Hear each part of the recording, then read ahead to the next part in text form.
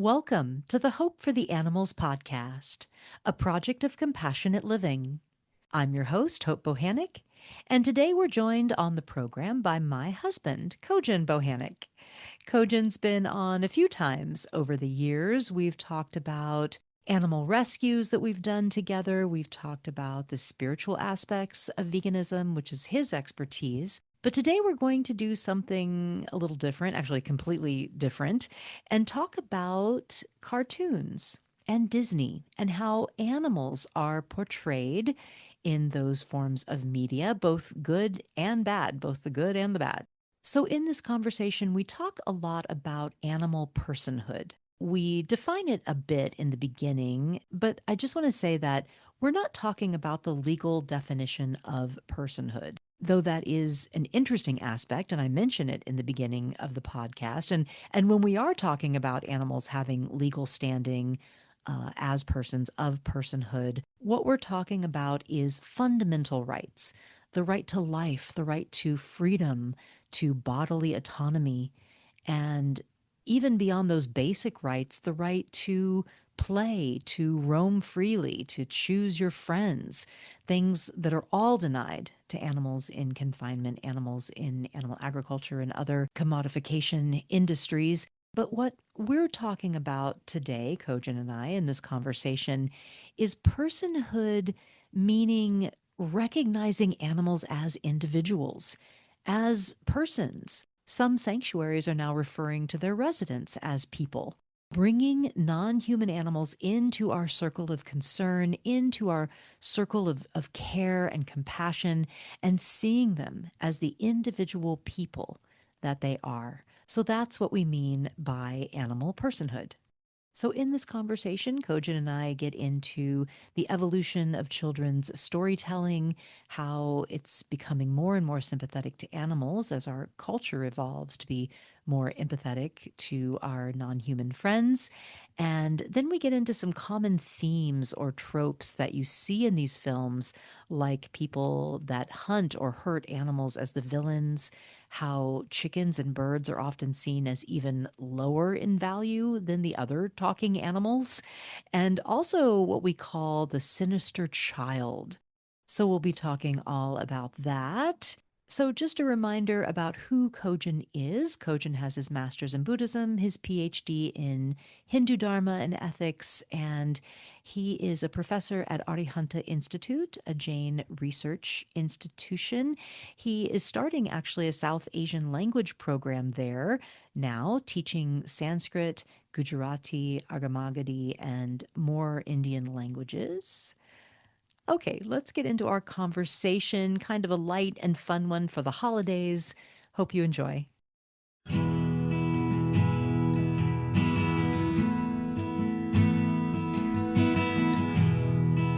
So I'm going to bring in our guest today. It's Cogen Bohanec, my loving husband. Hello, Cogen. Hello, my love. Thank you for having me on your show. Of course.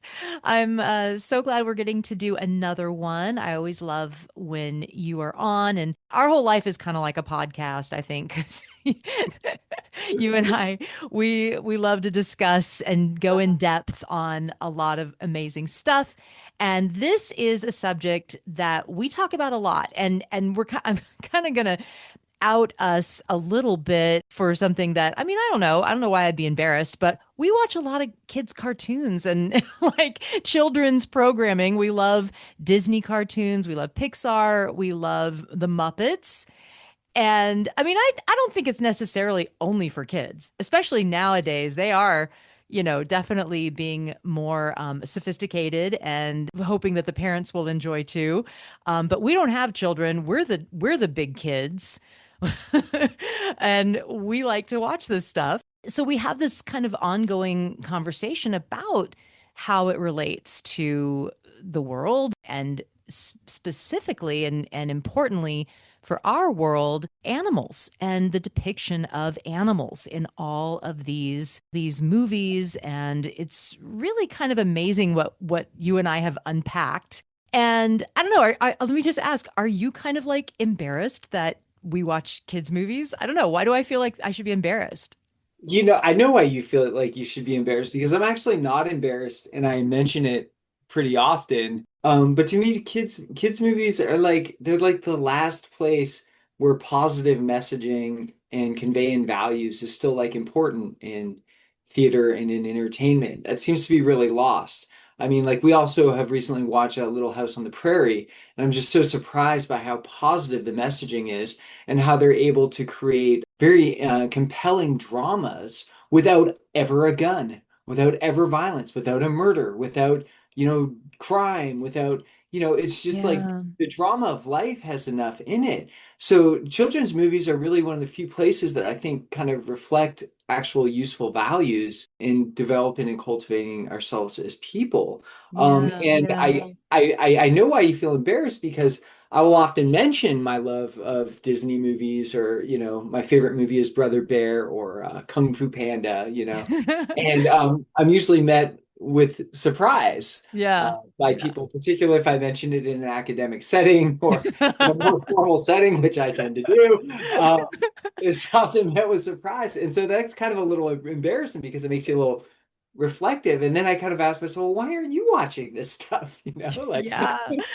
Yeah. Yeah, absolutely. I so agree. We watch a lot of other things too. We watch sci-fi and we watch drama and all that. But there's so much violence now, like intense. Sometimes it's just too much. I cannot take the violence and the intensity and the betrayal. And I mean, there's all these terrible, terrible things. And you're right. I think it's like our escape from that when we're feeling like if we're feeling kind of intense, we're like, let's go to Disney. Let's go to Disney Plus and watch a Disney movie, you know? It just is light and loving and has values and yeah, I totally see what you're saying. I mean, we live our own difficult lives with our own dramas, and then to go get yourself in the middle of a gun battle on your Yeah. recreation time, it's like, I'm not saying I don't watch that stuff, like I do, but I have to take it in small doses, and a lot of times I see sort of like children's entertainment as being sort of a remedial effect on some of the other stuff my psyche has to endure. Yeah. Well, so okay, let's get into it a little bit. So we want to talk about specifically the depiction of animals in these films, in this children's entertainment and Disney, Pixar, and just how interesting it is. It can be incredibly positive and also very negative. There's kind of both mixed in there, and we're going to talk about both aspects. But I think first, let's broaden out and talk about animal personhood and why that's important. There's actually an organization called the Non-Human Rights Project that their whole focus is trying to get legal recognition of personhood for animals, for non-human animals. And they file lawsuits, actually. They file habeas corpus lawsuits. And habeas corpus is like false or unlawful imprisonment of a person, but they have to prove personhood, right? They will file these claims. They file them on behalf of individual animals, but part of the process is having to prove that they have legal rights as persons, and so then they would fall under habeas corpus for unlawful imprisonment. So it's just an interesting perspective, but not necessarily only legal perspective, more like seeing animals as we see humans, not having that speciesist line that humans aren't the only beings that have personalities or individuals. We, of course, are very speciesist and have that line. So this kind of opens that up. Do you want to talk about animal personhood? I think this is kind of what really made you decide the light go off in your head that we should do a podcast episode of this. As I said, something like Disney has become one of the most influential cultural engines for shaping and disseminating the sort of paradigm of animal personhood, and that perhaps no company has done more to spread, no single entity has done more to sort of spread and popularize the idea of animal personhood. And I say that not to glorify Disney. Disney, of course, has its own problems, labor issues, environmental issues, all kinds of problems. And that's not really what I want to discuss, but I also want to acknowledge that. But also, I want to acknowledge that this is very important paradigm that's shifted in the 20th century as a sort of broader recognition of pets as parts of the family, of wild animals as not being a source of danger, but as something to be adored and to be sought after and to be looked at, gazed upon. You see people in the nature environments. We saw a birder the other day, as and wild animals as something to be adored rather than feared, or the fear of the predator. That was really pre-20th century human relationships with animals, particularly in the West. And so that paradigm has shifted quite a bit in the 20th century. And I kind of want to investigate various different sources of that shift and that cultural acknowledgement of personhood and give significant credit to children's entertainment and Disney in particular. So let's go way back in time to the teddy bear and the invention of the teddy bear. And this was 1800s, I think the teddy bear. Yeah, no, I think that it came from a newspaper article in 1902, right? Oh, 1902. Okay. Yeah, Yeah, 'cause yeah. I know you love to talk about the origins of the teddy bear. So please give us the historical origins of the teddy bear. So, full disclosure, I am a big fan of the teddy bear. We may have several teddy bears around our house in Oh, we various have a different few. optimal locations, such as couches and chairs and beds and such, any place where you want to cuddle. Um, but yeah, the origin, there's actually a really great TED talk on this that you can look up. But the origin of it is Theodore Roosevelt was a great outdoorsman, right?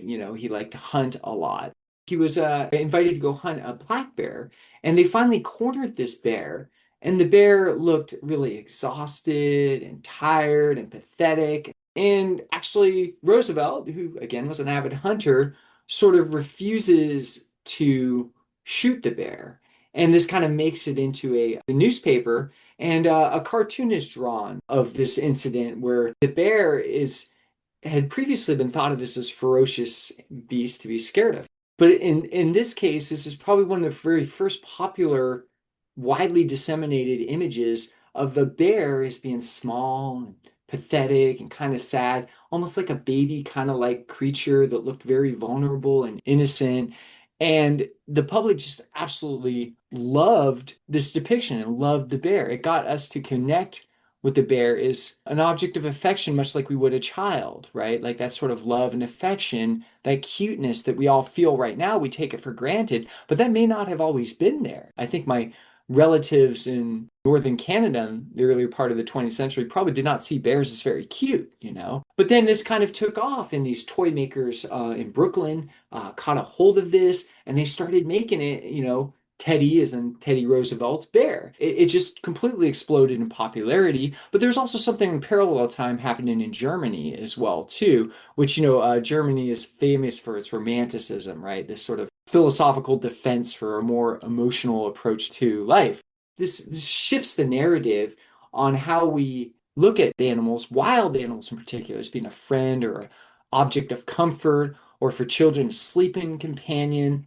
It's sort of creating a situation where your bear is now named, they're hugged, they're spoken to. As a child, I endured a lot of domestic violence, and oftentimes my teddy bear was my only friend. So of course he was very much a person to me. My teddy bear was, in that wonderful sort of liminal space between reality where imagination is as a young person. So this really created a background where a whole new generation, even in the early 20th century, starts sort of being inculcated with this idea that even a wild, scary animal can be an object of affection and a friend, and I would say a person as well. And this leads to like all these other characters, like we had Winnie the Pooh in 1926, right? We had Baloo and the Jungle Book, and those are very early depictions of bears in this way. And then, of course, we have a Brother Bear and all these other sort of depictions. Yeah, Yeah. yeah. Yeah, we're under no illusion that bears can be dangerous. Of course, bears can be dangerous, wolves can be dangerous, and we need to be careful in the wild. In fact, we live in Oregon, and we have nature all around us. We live in the forest, and we go out walking, and there are bears. There is a bear in our neighborhood that, there's signs up for people to be careful. But I think what's changed is that we're seeing wildlife, we're seeing animals as more than just a monster or a predator or something to fear. they are just as complex as we are, and they too deserve our respect and our affection, in that we want them to live free, live happy, have full fulfilled lives. They're not something just to be feared and killed. Grab your shotgun and kill them. It's more of a complex relationship. Yeah, the teddy bear becomes a sort of tacit statement of animal personhood, and it's one that's broadly popularized and broadly accepted by a young generation.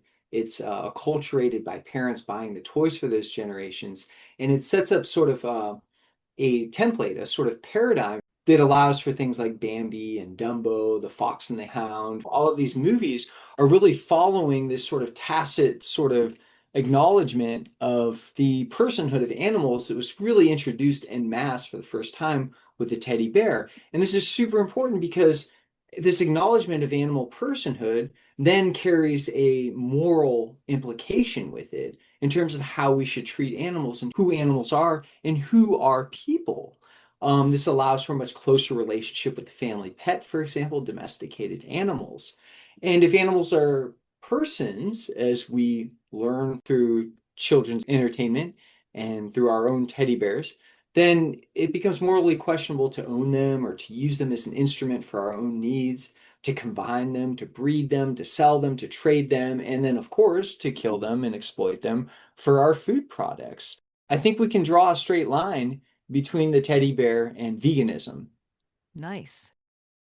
So getting back into the movies, I feel that Bambi was really the first true kind of animal rights movie, really. It was 1942, and it was really foundational in that depiction of wild animals having families and feeling all the emotions that we do. Bambi's mom gets killed. We haven't watched Bambi for a while. I don't remember exactly what happens, but I know that the story is very emotional. Bambi's mom gets killed. He, meets up with all his friends, Flower the skunk and Thumper the rabbit, and there's just a lot of like love and friendship and camaraderie and scariness and violence that happens to them, and they have fear and anxiety and all of that. So we get a kind of a full range of emotion right around Bambi. Did you want to talk about that?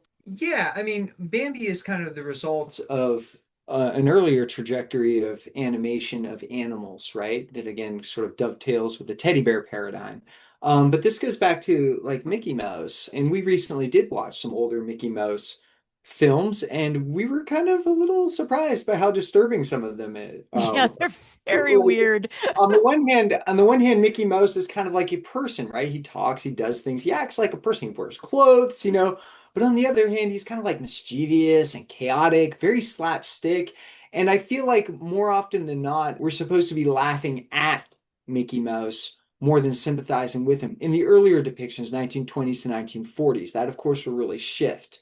And if you go to Disneyland now or Disney World now, you'll see a cute teddy bear like Mickey Mouse, but that's not how he started out.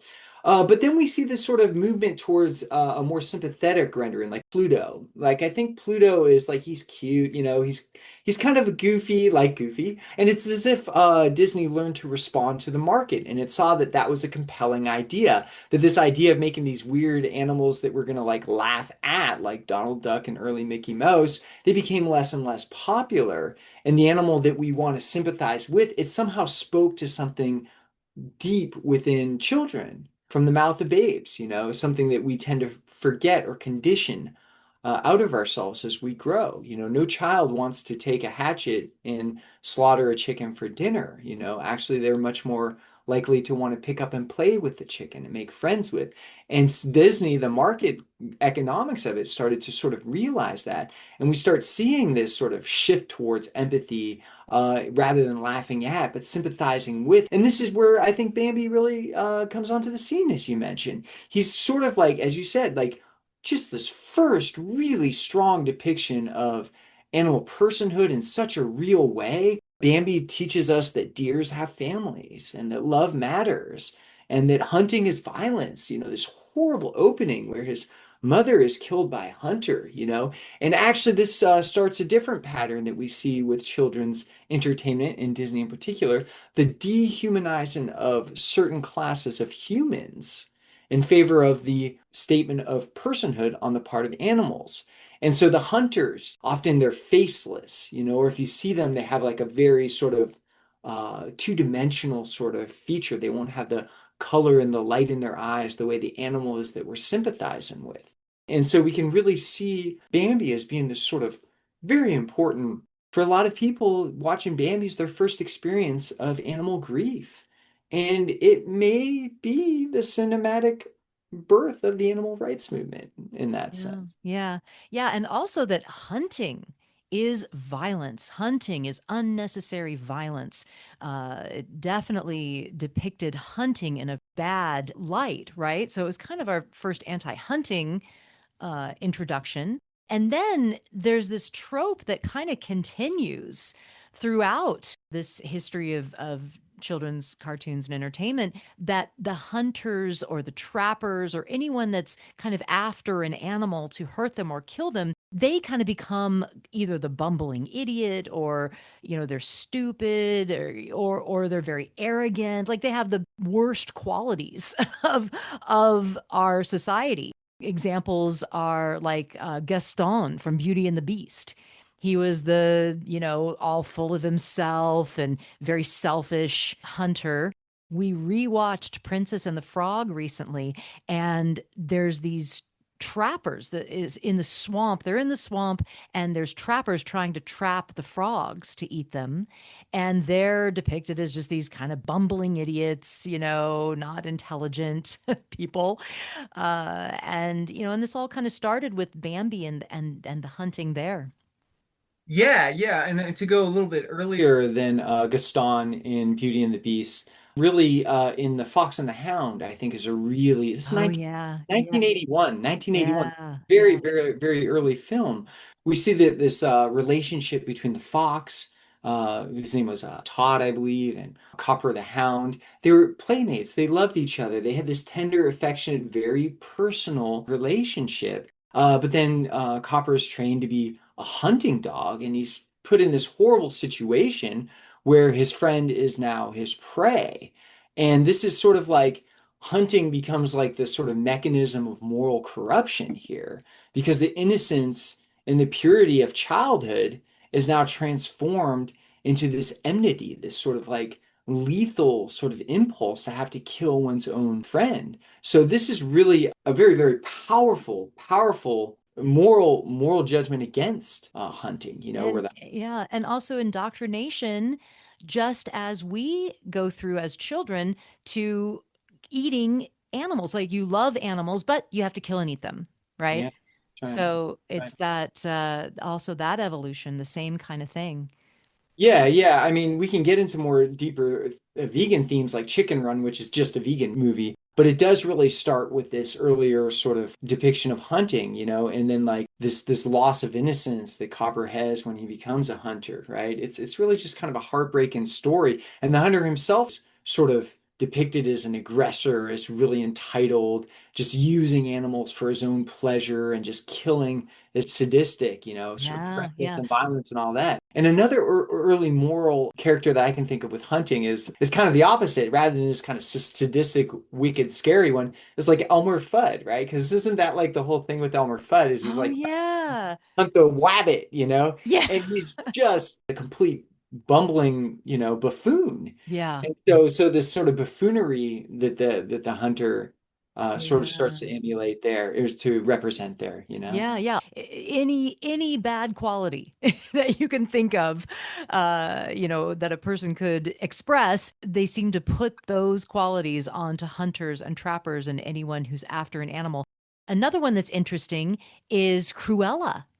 Uh, Cruella de Vil yeah, from 101 Dalmatians. yes, 101 Dalmatians. It was so scary. I remember watching that as a kid and being so scared of her because she wanted to kill these little innocent puppies just for fur. So that one is an anti-fur statement. Yeah, I mean, it kind of reminds me of the trajectory of the early animal rights movement when we had a much stronger presence with issues like fur and vivisection or Hunting, yeah. hunting Mhm. or circuses where like Dumbo comes in, That's right? I right, mean, because Dumbo. Yep. isn't Dumbo just like the quintessential anti-circus? I mean, would we have really spent all those years protesting circuses had we not been raised on Dumbo? I mean, Yeah. I think a lot of credit is due to Disney in particular, but children's entertainment. And I think this is something that just kind of doesn't get looked at as much as how it really created a lot of the paradigmatic ideas that became central. And then, sort of like the animal rights movement, came to sort of model the trajectory of animal personhood depicted in children's film. Yeah. Talking about vegan issues. You mentioned Chicken Run. There's also Charlotte's Web. I mean, that's not Disney. That's a wonderful children's book by E.B. White. An incredible personification of a spider, Charlotte, and the pig Wilbur, and the whole book is them desperately trying to get the farmer to not kill Wilbur. The whole barn is in on trying to save Wilbur's life. Also, what's the other one I was thinking of? Can you Uh, think of one? I can't.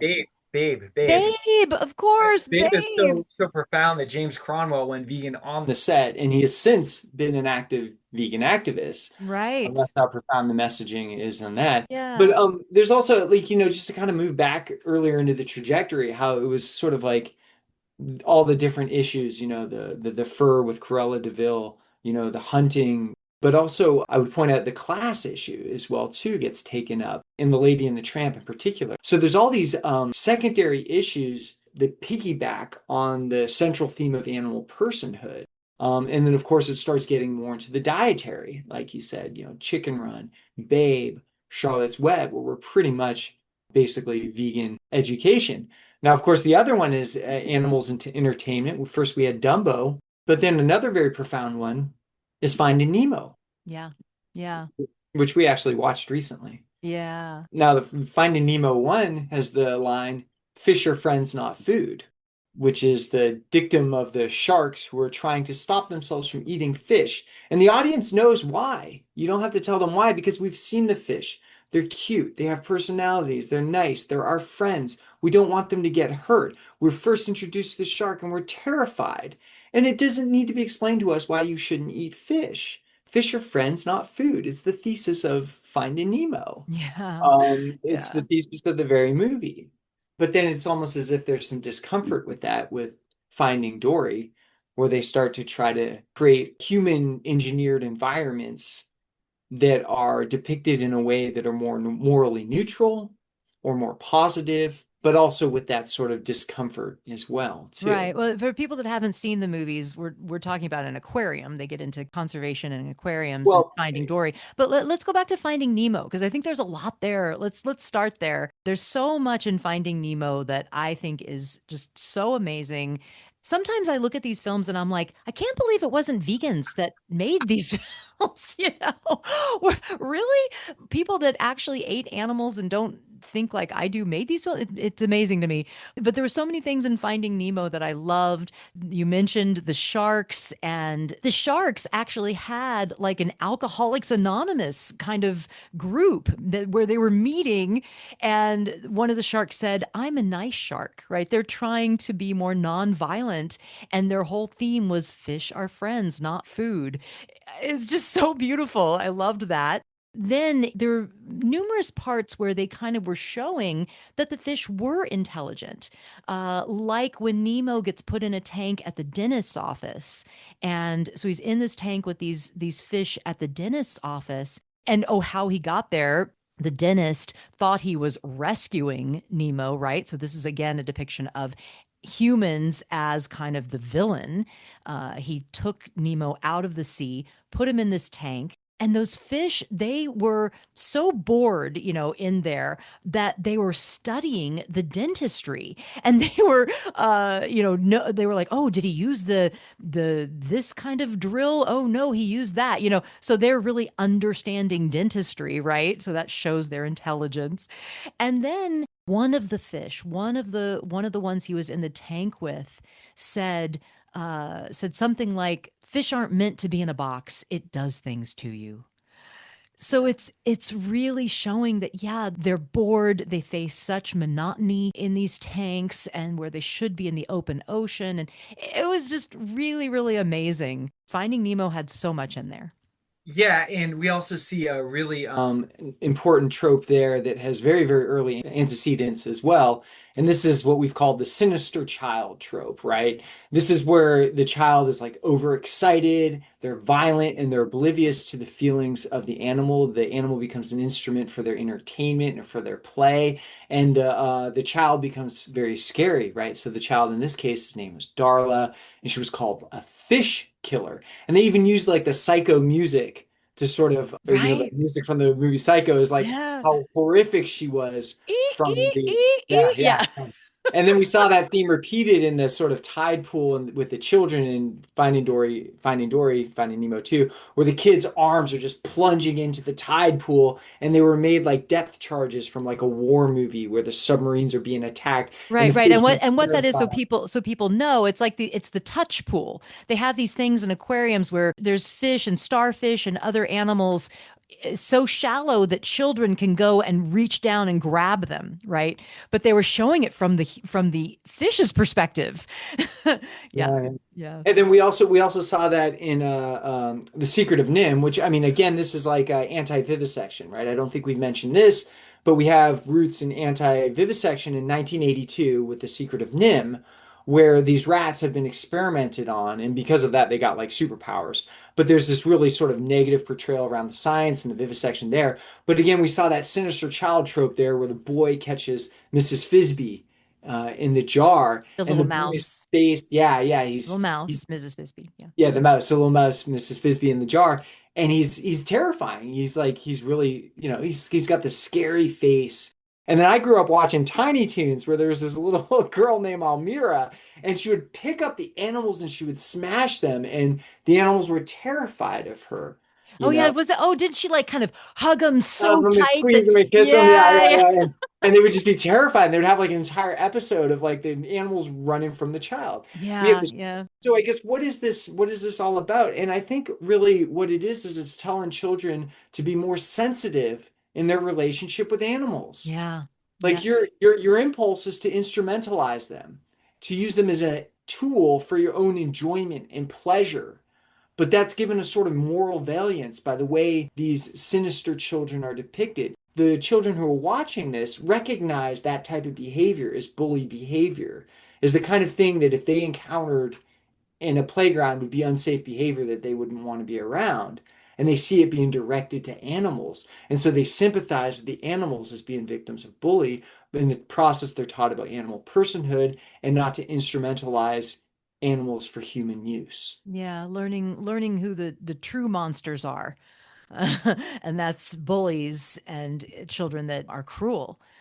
So kind of really teaching kindness and compassion throughout all these movies. It's amazing. Yeah, and I loved in Finding Nemo when the fish in the tank in the dentist's office, when Darla, the little girl, came in, they were so scared of her. They were all like hiding and they called her a fish killer. Yeah. Yeah, yeah. Yeah. But yeah, I mean the children is being sinister. I mean, it's not like we like don't like children or something, and it's not we're not being told that. We're just sort of underscoring a particular type of behavior. No, and I think that there are depictions of the opposite, children that are conscious and careful, and so Yeah. there's good depictions. Another observation that we have made in some of these movies is the depiction of chickens. How chickens can actually become even lesser than the animals that are being personified. We have removed chickens so far from our circle of compassion. We have these horrible stereotypes of chickens being unintelligent and like not knowing what's going on, what's happening to them or whatever. All these things that are so untrue. We now have a plethora of science that shows that avians actually are very intelligent. Chickens, turkeys, all avians have a great deal of intelligence that we didn't know before. But this trope unfortunately gets put into these films, and one of them was Moana, the film Moana, about the young woman in ancient Hawaii. She has a pig and a chicken as companion animals. With the pig, I mean, there's a part in it where she eats pork, but she feels bad about it. She's trying to hide it from her pet pig. It's kind of an aside, but with the chicken, this chicken is depicted as being so dumb. He just kind of bumps into things and is wandering around and kind of really like, very, very unintelligent. But she actually does kind of argue for him. I mean, she loves him. And this man says something about the chicken being so dumb, let's cook him. And she says, no, no. And she argued that he has other qualities, which was sweet. But still, the pig was not seen as so dumb as the chicken, right? We've put chickens so far down the line. And the Muppets, we've noticed this in the Muppets. We've watched all the Muppet movies and we love the Muppets. But chickens are depicted as less intelligent than even the other animals, as all of the other animals that are depicted in that show. Chickens are seen, they have no language, they have no personalities, they're just kind of in this group. I mean, there is Camilla, who is Gonzo's girlfriend, but she never speaks. She can't talk, she can only balk, and doesn't really have much of a personality. So it's kind of interesting how we have lowered chickens to such a level that's even below these talking, feeling animals. Then also, what we were really surprised by was how they were demoted even below fish, which is usually like, in terms of dietary, I think when you talk to people, fish are the hardest animals for people to recognize the personhood of. I've heard many people say I'm vegan, I just eat fish every so often, and I'm just Yeah. so surprised by that. Yeah. It's like, well, I would never eat a cow or anything, but I'll eat it. There's just this very clear demarcation with fish. But even in Finding Dory, we had a loon that became some point in the plot. And the loon was again depicted almost identically to Hey Hey, the chicken in Moana. Yeah. It's very stupid. In Moana, Hey Hey was walking into walls, was falling off the boat. The pecking of the stones was depicted as this like almost idiotic act, right? Yeah. With Yeah. no emotional expression, no relationships, no voice, just really as a gag to laugh at. Again, we're kind of returning back to the early Mickey Mouse depictions where you're laughing at animals. But in Finding Dory 2, you had the exact same mechanical. The loon in this case was pecking mindlessly, or when they went to eat some popcorn, they were pecking the popcorn in this very mechanical and robotic way. And this sort of diminution of personhood of chickens is pretty significant in these examples, I think, really reinforcing this idea that chickens are stupid and therefore they don't have personhood. So yeah, you can see Yeah. how even in a genre that seems to be so avidly endorsing animal personhood, even there the chicken doesn't seem to get the respect they deserve or the Yeah. Yeah. personhood that they deserve, the recognition that they're warranted. So it's actually really a hard thing to watch. And Right. And I think this has to do with the fact that we commodify and kill them on a mass scale. So it's really unfortunate that we have put them on this way lower level. And I think it's because of the mass commodification and killing of them for their flesh, for their eggs.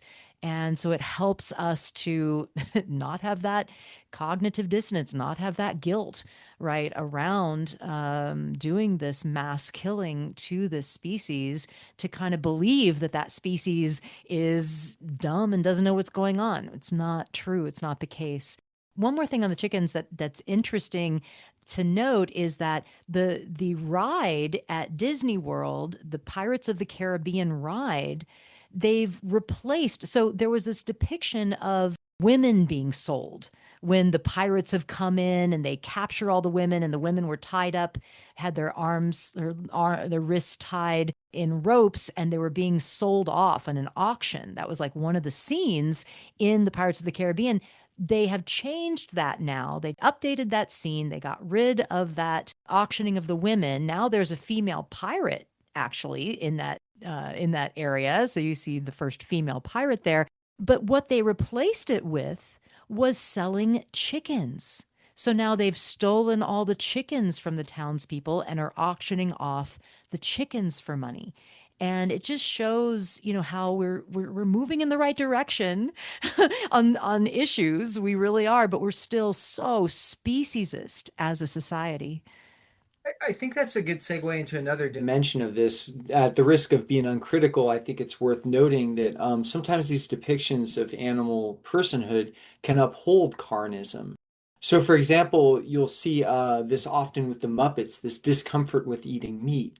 Now, in the earlier Muppet episodes, it seemed a lot more uncomfortable, particularly the run-in joke about Miss Piggy and comparing her to bacon or pork chops or whatever, to which she always responded with force, right? She'd assert her strength, but she would like punch out whoever would say something like that. But there Another was always feminist advancement. yeah, yeah, exactly. And there Mm. was always this sort of discomfort with eating animals that is sort of adjacent in these films to the animals who have personhood.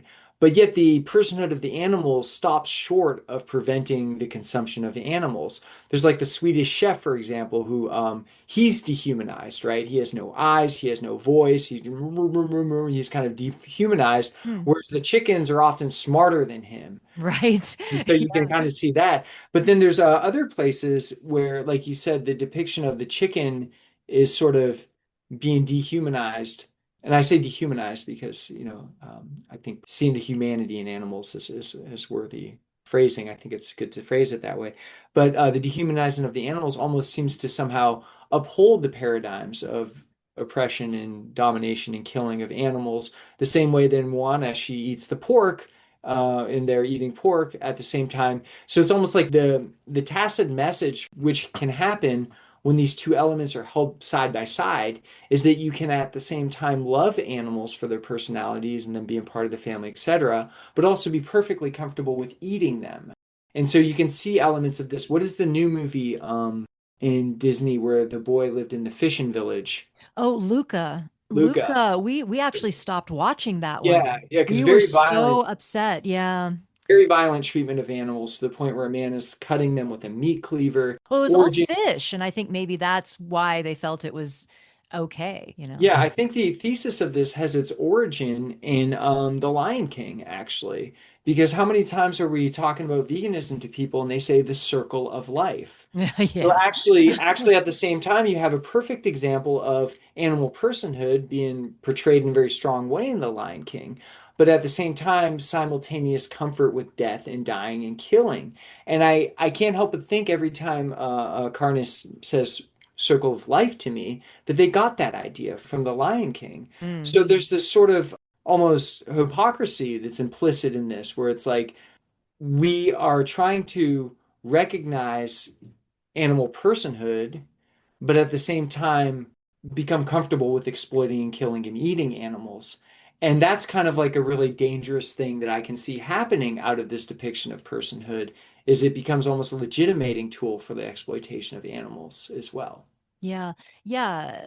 Like using animal personhood to further animal domination instead of animal liberation. That's right. And that's on full display in Finding Dory because what Right, happens in right. Finding Dory is we have Hmm. all these cute, wonderful animals, but we have the octopus who's terrified to be released back in the ocean because he wants to go to the cushy aquarium in Cleveland. Or you Right. have just the depictions of these aquariums as being these idyllic places. You have the whale and the shark who are in the tank. And the poor shark keeps bumping her head because she doesn't have good vision. Never does she complain about captivity, of animal captivity. So we have this sort of Right, dominant. right. She should be out in the open ocean, not bumping into everything. She's bumping into everything because she's in such a small space, but but it's not addressed. Yeah. Yeah, the legitimation of animal exploitation and the proposal of animal personhood are being held in dialectical tension with an attempt to try to resolve them. But it's hard to resolve that. And I think half of the audience will become more comfortable with their carnism because of it, and the other half will say, "Hey, we shouldn't exploit animals." Yeah, it's Um, kind of a but mixed message for sure. it's a big message, but I would Yeah. still say that the predominant message is a very, very strong. Yeah. resounding animal personhood. And I think that that is ultimately what's going to have to triumph because when we see animals as persons, it's almost impossible to not experience the discomfort of cognitive dissonance when we then go exploit them. Yeah. Yeah, and in Finding Dory also, it was interesting how there was kind of a bad guy vibe with the conservationists a little bit. The scientists, right? They're the ones that took Dory out of the ocean and were tagging her and they were scary. So there was a little bit of that. And you were mentioning that kind of reflects kind of like ecofeminist critique of dominating nature to save it, right? Yeah, yeah. I mean, I think this critique was levied by Marty Keel, and she's one of my favorite. She is my favorite ecofeminist thinker. I cited her work extensively in my PhD dissertation in my book as well. But how there's a certain brand or a certain expression of conservation that legitimates domination over animals. For example, like if we kill rabbits to save the environment, or oh, the deer overpopulated, let's Right now, we're killing millions of barred owls in the Pacific Northwest to save the spotted owl. You know, yeah. it makes it's And the just and the ridiculous. contention Yeah. and the contention of ecofeminists is that we have to undermine all paradigms of oppression and domination, however they are expressed. And it's not to say that like, we might have to make hard choices as conservationists. But I saw that sort of being depicted in Dory because Dory was on her mission with her friends. They had a purpose and had something they had to do and they were very dedicated to getting this task done for their own personal reasons, or their own social reasons. And the conservationists saw that she had the six-pack plastic around her neck, picked her up, threw her in the tank, drove her away, and completely upended their entire mission.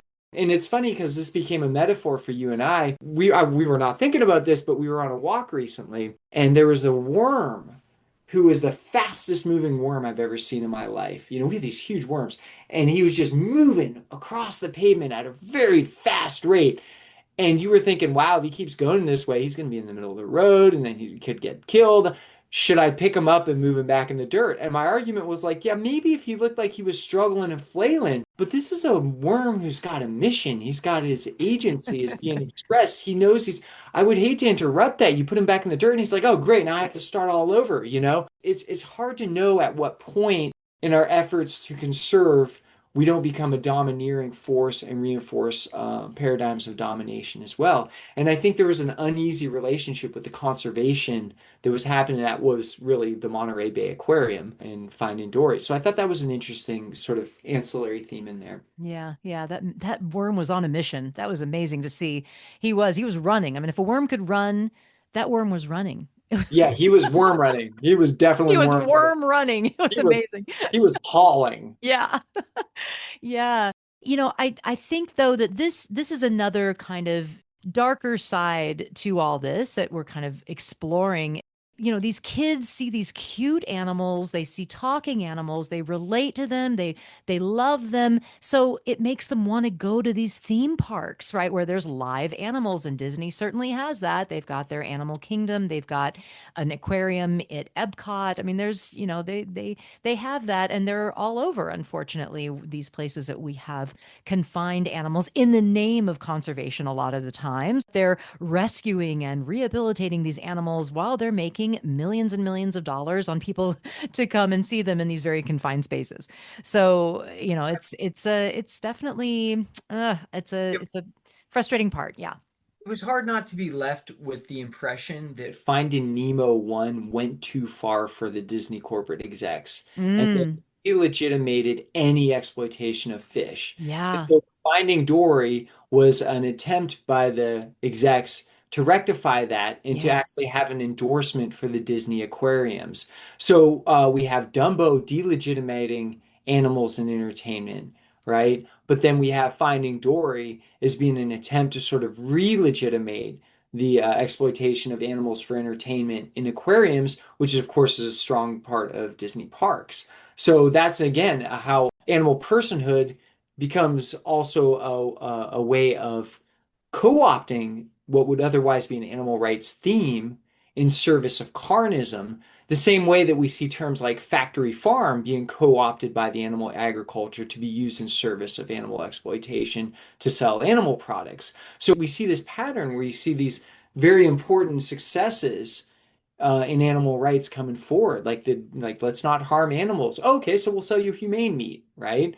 Animals have personalities. Great, come to our Disney parks and see them. So this becomes a double-edged sword for sure. Yeah, it's part of the humane hoax. Yeah, it is. It is. It could be. This is could be a part of the humane hoax. Yeah, But that being said, I wouldn't completely indict and condemn because I think right. our original thesis still stands, is that Disney and children's entertainment has been the strongest force for the paradigm shift towards recognizing animal personhood, much stronger than education in colleges, classrooms, or anything else. So, it's not without criticism. We can look at this with a critical eye and look at the problems too, but I don't think that that should really detract from our give credit where credit's due. Yeah, yeah. So getting back to kind of our timeline, and we started with the history, the teddy bear, the early depictions of Mickey Mouse in the cartoons, and then we got into this area of animals being much more personified, much more individualized. And now kind of the current movies, the latest ones, it's kind of the rise of the all animal moral universe. That's what you've called it. Talk about the rise of the all animal moral universe. So the all animal universe is not new because Mickey Mouse occupied an all animal universe. I mean, there were some people there, but for the most part, it was all animal. But again, Mickey in 1920s, 1940s was very laughing at, not sympathizing with quite as much. But I think where this really becomes real for me comes with my two favorite movies, actually. First of all, this sort of transition between animals as person versus animals being human and humans being animals. I think that really starts in a real way with Brother Bear because with Brother Bear, again, this is an indictment against hunting. Even though these are native populations, they have to hunt to survive. We also see a dehumanized representation of fish in Brother Bear, where they don't have whites in their eyes, they just have the black eyes, and they're swimming around like mechanicals. We want to be able to eat the fish and not have a moral judgment, so we dehumanize them in that movie. But what happens is there's an accident that happens where one of the brothers dies in the course of hunting a bear, and he gets angry that the bear has taken their fish cache, I think is the word, and has eaten it. And so he goes out with vendetta and anger. He responds with machismo and aggression and violence, which is sort of the moral framing of the movie, is to sort of denounce that sort of toxic masculinity. And in the process of his anger and aggression, he goes to kill this bear. The bear ends up killing him in an accident. He falls off a cliff, kind of his own device. And the bear initially is depicted as dehumanized with the black eyes, very kind of automaton, scary beast. But then what happens is the other brother then decides he wants revenge, and the spirits then turn him into a bear. So he sort of learns to flip the script and see reality from the bear's perspective, and in the process, he learns a lesson against toxic masculinity. It's a very beautiful thing, and he's given the choice in the end if he can go human or bear, and he decides to stay bear. So there's this sort of like cross species boundary that's being explored here in Brother Bear. And then we see the rise of like Kung Fu Panda, which again is like another of my favorite movies, where we now have this all animal universe, right? It's not that like humans can become animals like we had in Brother Bear. It's that like there are no humans. Like reality is populated by animals. And the heroes, of course, Master Tigress, Master Cricket, Master Snake, Master Crane, and of course Poe, who's the Dragon Warrior. Don't ask me why I know so much about this movie. I've only seen it 300 times. But then the villagers are all those like cute little bunnies. And the idea being that like don't hurt the little bunnies. We have to protect the little bunny villagers. So the bigger, stronger animals are protecting the little bunny villagers. And it's just like whole all animal universe. And then we see this theme again repeated in Zootopia. I think as animal ethicists, we're often warned of the specter of anthropomorphizing. And we'd be remiss in this conversation if we didn't at least name that, because we were, and I'm saying we as in somebody who studied animal ethics as an undergraduate in college, it was like considered this sort of ethical faux pas that you don't want to anthropomorphize animals because we don't want to pretend that they are human, right? We don't want to treat them as being too human-like. We want to recognize their difference, which I guess is a fair point that like they have moral worth even if they're completely different than humans, right? Yeah. But it is also considered like almost not rational. It's like, oh, you're not looking at the facts. But now the facts and the science really seem to indicate the animals have huge, rich emotional lives. They have social networks. They have, play. They do all the things that we do. So that's not quite as strong. But I hesitate to use this anthropomorphic depiction because that word carries a sort of negative connotation. This is why I prefer to say talk about animal personhood and sort of shelf that old, you know, taboo against talking about anthropomorphism and say that, that's old fashioned. We can talk about anthropomorphism. We can retire that word and just start talking about animal personhood in a real way. There's enough science, enough evidence for it. But Zootopia, again, like Kung Fu Panda, has this all animal universe, which sort of normalizes the idea that animals have societies, right? They have cultures, they have feelings, they have moral agencies, they have hopes, they have fears. Some animals are heroic. Some animals are just going about minding their own business, right? And they really are people in the most robust sense of the word because now we've like taken humans out of reality and we have reality, a whole universe that's just full of animals. So this seems to be sort of like the fruition, this climax of this theme of animal personhood to the point where it's like, reality is occupied by nothing but animals. It's a very, very interesting turn. Yeah, you touched on something back there that I thought was interesting and we have talked about. And that is how, when in these films, when an animal is a predator, suddenly they become depersonalized. So it happened in Finding Dory, where the fish, all the characters are very much personalities and individuals, Dory and all her friends. And there's a giant squid that comes after them. And the squid is completely depersonalized, no eyes, and, it's just like a killing machine, right? And you were saying that this is kind of an indictment of being a predator, of being someone who kills, right?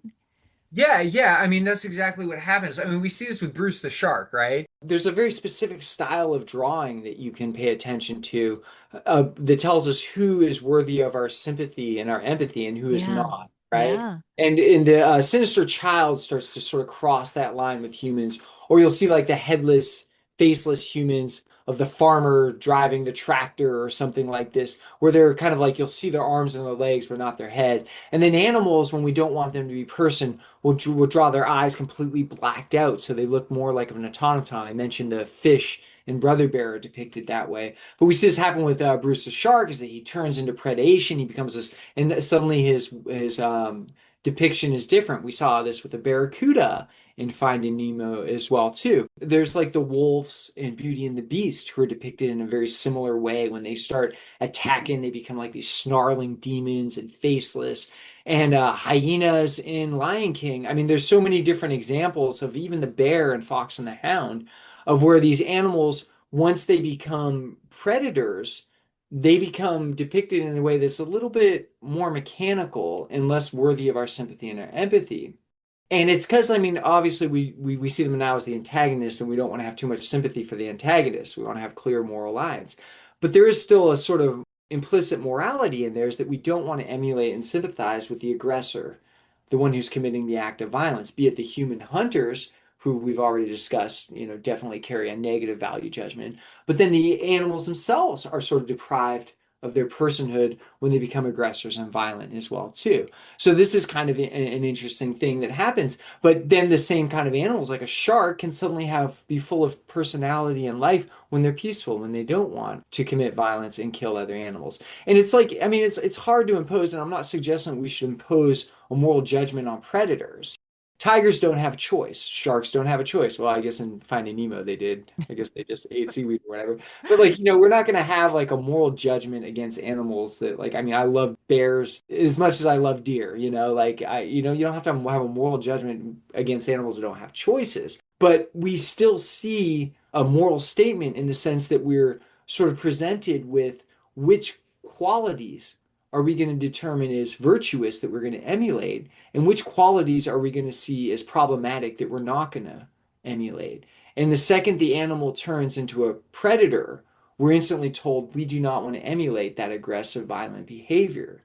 We don't want to be like the hunter. But the second the animal becomes a friend, their personhood comes into full flourishment, and we're then conveyed this sort of feeling that, oh, this is the type of behavior that we do want to emulate and that we do want to develop in us. Because we have a choice. As human animals, we have a choice and we can choose to not kill. We can choose to not be a predator. Yeah, And it is a beautiful responsibility that we have to make that choice and to go vegan. Yeah. yeah, yeah. To live vegan. Cool. Well, we should wrap it up. I'm so glad we finally did this, Coach. Yeah, we've been talking about this for a long time. We have. We've been like, we should do a podcast on this. So finally we did. I think also that you should write a paper about all this. Yeah, I probably will eventually at some point. Yeah, you should. You should for sure. All right. Well, do you want to have any final thoughts about all this? Just to Yeah, wrap up? I do. I mean, again, if the thesis is that like children's entertainment, particularly Disney, has been one of the stronger purveyors of the idea of animal personhood, the hope is that this creates a paradigm shift where we as a society recognize that animals have the same sort of rights. And I would argue that really what we're looking for is hopefully we get to the point where there's legal reform that recognizes animals as having personhood. Now, there have been many cases brought into the courts to sort of propose animal personhood, and they've all been shot down. But the precedent is that the idea, the concept of it, is legitimate enough, plausible enough to actually be brought to court and to actually be considered. So it's a step in the right direction. And I think nothing manifests in our legal system without first being culturally accepted. And I think if we're ever going to have legal precedents for animal recognition of animal personhoods to afford them some of the same protections that we have for humans, same rights as humans, there first has to be a cultural paradigm shift towards recognizing animal personhood. And I think that that shift has been happening ever since the teddy bear carrying through children's entertainment through the 20th century and up until now.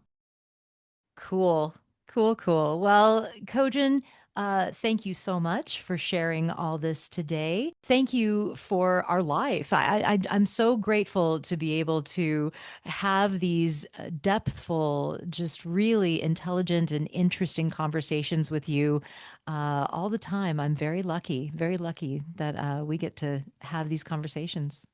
Well, I'm the lucky one. I get to have this important issue of animal liberation as being the central feature of my life because it's a central feature of our marriage. So I thank you for this too. Thank you for our life together. It really is joyful to have this kind of relationship where we're constantly developing our ideas around animals over decades and decades and how far they've come. So my gratitude Mhm. to you, my love. Aren't we lucky that we both love this stuff? It's really fun. Yeah, yeah. It's a really nice meditation on values and society and a reflection of where we are in the world. Absolutely. All right. Well, thanks for being on the podcast. All right. Thank you for having me. Until next time. Thank you for listening to the Hope for the Animals podcast, a project of compassionate living. So, just a couple of follow up thoughts. Kojin mentioned that we have watched Little House on the Prairie. And while I agree that it does have very positive messaging and great drama without violence, like he said, I think it also needs a bit of a disclaimer that there is really terrible, blatant animal abuse. The kids are fishing all the time and actually fishing. I mean, they're really catching fish on hooks and then, handling these struggling fish. And they also drug animals. Like there's scenes where there's a horse or a sheep or someone that is supposed to be sick and they've obviously been drugged. These animals can like barely stand up. It's really awful to watch. So they also have some very stereotypical depictions of Native Americans. But they do have some great episodes addressing racism and ableism. So it's a mixed bag. But I felt like I should say something in case you ever do watch. You'll kind of know those things going in. And also in Finding Nemo, there was a scene I can't believe I forgot to mention because it was just so I feel important. There was a scene where Nemo and I think his dad, maybe Dory too, I can't remember, they get caught up in a huge fishing net from a fishing trawler, like one of those big, big nets that just net, hundreds of fish. And it showed this mass of fish being netted, and they were scared. I mean, it was, frantic. And it really showed the fishing from, or like the netting of fish from the fish's perspective and how frightening and just scary it would be. I think they did a really, really good job of that. I think it's such a big and blatant anti fishing moment in Finding Nemo. So I hope that if you ever watch any of these kinds of films portraying animal personhood, that you look for these themes, the themes we mentioned, and let me know if you see or think of any others that would be interesting to include in our research on this. So look for examples of animal personhood in media. Let me know if you find anything interesting. Highlight and share the good ones with others, and live vegan.